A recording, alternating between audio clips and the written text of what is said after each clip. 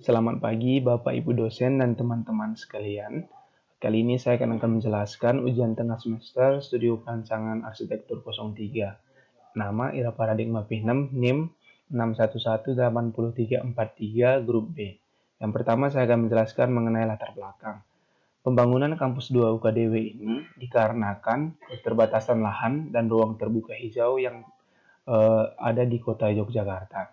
Sehingga kampus 2 ini kemudian akan dibangun di daerah Jalan Nasional 3 Semampir Sedayu Yogyakarta. Di sini bisa kita lihat keterangan dari gambar dari Indonesia menuju site yang akan dibangun kampus 2 ini.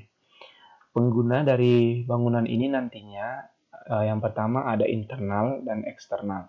Internal itu ada Fakultas Teknologi Informasi, mahasiswanya itu 170 orang, dan dosennya itu 40 orang. Dan Fakultas Bioteknologi dengan mahasiswa itu 30 orang, dosen 15, dan staf ada 6 orang. Untuk pengguna eksternalnya, yang pertama itu ada pengunjung dan pengguna ATM. Yang kedua, ada orang berobat. Karena nantinya di kampus 2 ini juga akan dibangun rumah sakit. Dan yang ketiga, keluarga mahasiswa. Oke, untuk fasilitasnya sendiri telah disediakan nantinya 500 unit parkir sepeda motor, 80 unit parkir mobil, dan parkiran sepeda menyesuaikan.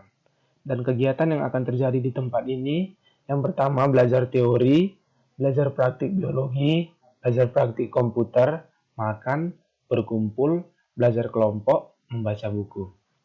Pendekatan yang saya terapkan, yang pertama itu membuat desain landscape kampus dengan menerapkan konsep tanaman hijau dan ruang terbuka.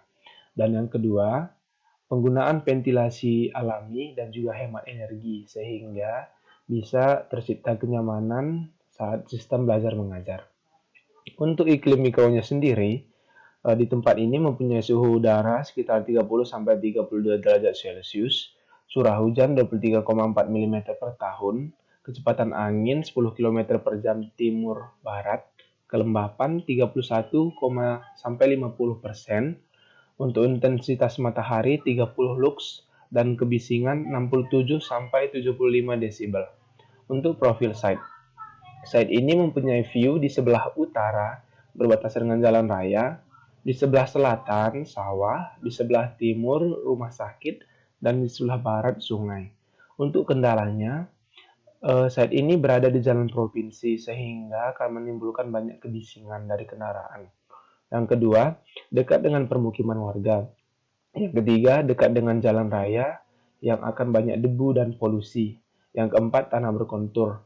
Dan jenis tanah di tempat ini, tanah Mediteran dan grumosol. Untuk keterangan aksesnya sendiri, jika kita dari kampus 1 UKDW menuju kampus 2 ini nantinya membutuhkan waktu 35 menit naik sepeda motor, 38 menit naik mobil, 45 menit naik bus. Untuk data terkait, jadi KLB maksimal 1,2, KDB maksimal 50%, KDH minimal 40%, dan garis padan sungai minimal 10 meter. Untuk tipologi gedung, nantinya bangunan ini dibuat 8-10 lantai dan 2 basement. Dan luas lahannya itu kurang lebih 11.505 meter persegi. Dan ini merupakan site SPA yang akan dibangun dengan ukurannya juga.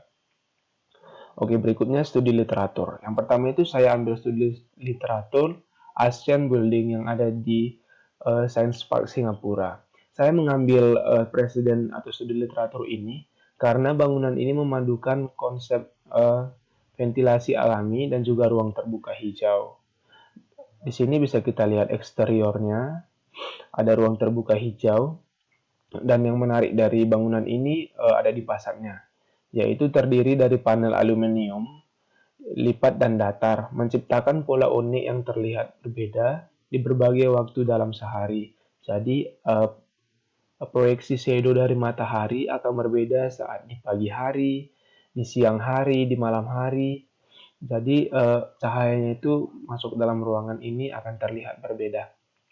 Nah, untuk jurnalnya, itu diterapkan juga ide pasat dengan sistem bisa melipat. Nah, pasat ini nanti akan bisa dikontrol dengan smartphone dapat merespon panas matahari dan merespon polusi dan debu. Oke, studi literatur yang kedua itu saya mengambil bangunan Taojuyin Yuan yang ada di Taipei, Cina. Bangunan ini menerapkan sistem green building dan juga efisiensi energi. Efisiensi energi terlihat dari bangunan yang menerapkan sistem kaca fotovoltaik. Seperti yang kita ketahui, kaca voltaik ini merupakan material yang digunakan untuk menggantikan bahan bangunan konvensional pada bagian selubung bangunan seperti atap, skylight, atau fasad. Fotovoltaik banyak juga dimasukkan ke dalam konstruksi bangunan sebagai sumber utama atau tambahan tenaga listrik. Dan juga keuntungan fotovoltaik ini lebih ekonomis. Nah, fotovoltaik ini bisa mengubah panas matahari menjadi energi listrik, bisa kita lihat di bagian ini. Adanya sistem panel yang menangkap sinar matahari kemudian diubah menjadi sumber energi listrik yang kemudian bisa kita gunakan untuk televisi, AC, dan kulkas. Oke, berikutnya selain menggunakan kaca fotovoltaik, bangunan ini juga menerapkan kaca laminated di entrance lobby-nya. Itu merupakan kaca yang berfungsi untuk meneruskan cahaya matahari dan memblok panas. Dan sistem pengairan dan penghawaan di tempat ini membuat air hujan kemudian tertangkap di daun tanaman yang ditanam di fasad tadi, dan air yang berlebih akan diserap oleh tanaman dan sisa air ini kemudian dialirkan ke tabung yang ada di basement. Sedangkan udara berhembus dari basement menuju ke ruangan sehingga ruangan bisa lebih sejuk. Berikutnya, selain efisiensi energi atau hemat energi, bangunan ini juga menerapkan sistem garden. Adanya roof garden, sistem aquaponik, facade vegetation, vertical vegetation. Nah, bangunan ini merespon dengan menanami sekitar 23.000 pohon untuk mengurangi CO2 yang ada di kota Taipei. Di sini bisa kita lihat sistem kerjanya dari roof garden sendiri, sistem aquaponik, facade vegetation bisa kita lihat, vertical vegetation di sini. Nah, jadi kegunaan dengan adanya vegetasi ini bisa memfilter CO2 atau mengubah CO2 menjadi O2 dan juga mengurangi kebisingan dari ruangan. Dan juga daun dari tanaman bisa menangkap polusi dan debu. Oke, berikutnya analisis site. Yang pertama di site-nya sendiri. Nah, site itu berada di permukiman desa yang masih sejuk atau asri, dan juga site berada di jalan provinsi. Nah, kendala yang saya dapatkan, site berada dekat sungai sehingga rawan longsor. Yang kedua, site yang dekat dengan jalan raya banyak polusi suara dan debu. Site yang berada di jalur pergeseran lempeng tektonik dan vulkanik. Site memiliki jenis tanah glumosol dan mediteran. Nah, solusi yang saya tawarkan untuk potensi dan kendala ini yang pertama itu memacang kaca film, tepatnya di bagian utara dan selatan, dan membuat pondasi bore file untuk mereduksi gempa seismik atau gempa tektonik yang sering terjadi di tempat ini, dan juga menerapkan sistem pondasi bronjong untuk menahan bagian sungai supaya tidak longsor, dan juga ada juga sistem pondasi yang pertama itu yang bisa menahan tanah, gravitasi, cantilever, dan dinding dengan jangkar. Oke, iklim mikronya bisa kita lihat seperti data yang telah saya tadi bacakan di awal. Dan kendala dari iklim mikro ini jika tidak diolah dengan bagus akan tercipta ketidaknyamanan dalam ruang. Dan panas matahari harus direspon dengan bukaan dan ventilasi. Dan adanya air hujan ini juga harus direspon untuk tidak menciptakan air tergenang atau banjir. Dan solusi yang saya tawarkan untuk kendala dan potensi, yang pertama, membuat bukaan tepatnya di bagian selatan dan bagian utara dari bangunan ini. Dan untuk bagian timur dan barat, menggunakan jenis kaca yang telah dilapisi oleh kaca film. Untuk peletakan atapnya sendiri menggunakan seng fiberglass. Itu merupakan jenis seng yang bisa meneruskan cahaya matahari yang sering dibuat di dalam bangunan. Dan juga menerapkan sistem cross ventilation dari udara yang masuk dari basement kemudian masuk ke dalam ruangan sehingga dalam ruangan bisa menciptakan udara yang sejuk. Dan juga menggunakan sistem paving block yang kemudian ditanam dengan rumput gajah.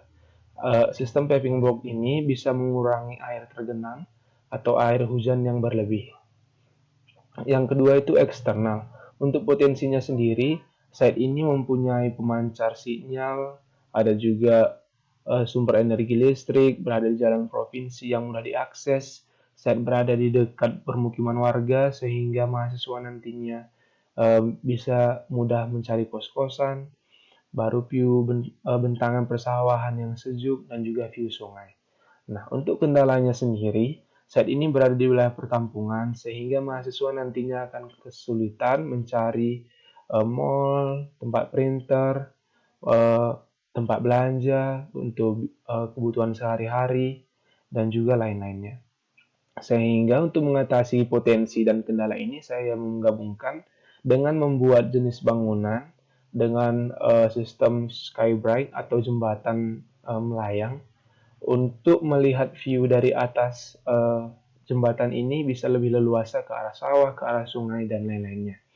Nah, di sini juga saya menerapkan bangunan yang sistemnya sepaket dengan keterangan di sini ada tempat printer, ruang terbuka hijau, ada juga tempat membeli kebutuhan dan lain-lain. Dan bagian bangunan yang mengarah ke sungai dan sawah didominasi dengan kaca laminated glass. Ini bertujuan untuk mahasiswa bisa fokus dalam ruangan dan juga panas matahari tidak langsung 100% masuk ke ruangan. Untuk bangunannya sendiri, kampus 2 UKDW ini akan mempengaruhi pembangunan di daerah sekitar. Karena dengan adanya kampus ini, otomatis pembangunan akan lebih banyak di Kampung Sedayu ini nantinya. Oke, yang terakhir itu ada masalah internal. Nah, masalah internal itu lebih ke prodi bioteknologi dan informasi dan sistem informatika. Nah, di sini juga untuk potensinya sendiri, nantinya Fakultas Bioteknologi bisa berkolaborasi dengan masyarakat sekitar. Adanya rumah sakit yang akan dibangun berpengaruh untuk kesehatan masyarakat sekitar dan mahasiswa UKDW. Dan prodi komputer juga bisa berperan penting dalam dokumentasi dan membuat kampus 2 UKDW akan cepat diketahui masyarakat luas. Sedangkan untuk kendalanya sendiri terbatas untuk pengolahan limbah, baru penggunaan lahan untuk parkir karena akan digunakan oleh masyarakat luas nantinya, dan juga kampus 1 terutama di kafetaria itu merupakan tempat yang masih sangat kurang terawat, sehingga di kampus 2 ini nantinya akan dibuat sistem biopori, saluran biopori untuk mengurangi sampah, tepatnya sampah organik, dan juga membuat saluran IPAL untuk mengubah limbah dari anak bioteknologi menjadi limbah yang bisa dialirkan ke pembuangan umum. Dan berikutnya menerapkan ruang terbuka hijau dan membuat adanya tempat pembuangan sampah sehingga sampah di tempat ini bisa dikontrol dengan baik. Dan juga bangunan ini menerapkan sistem skybright seperti yang telah saya bilang tadi untuk view dari bangunan satu ini lebih bagus seperti itu. Dan juga menyediakan tempat parkir yang luas untuk masyarakat atau pengunjung yang nanti akan berkunjung ke tempat ini. Mungkin sekian presentasi dari saya. Terima kasih.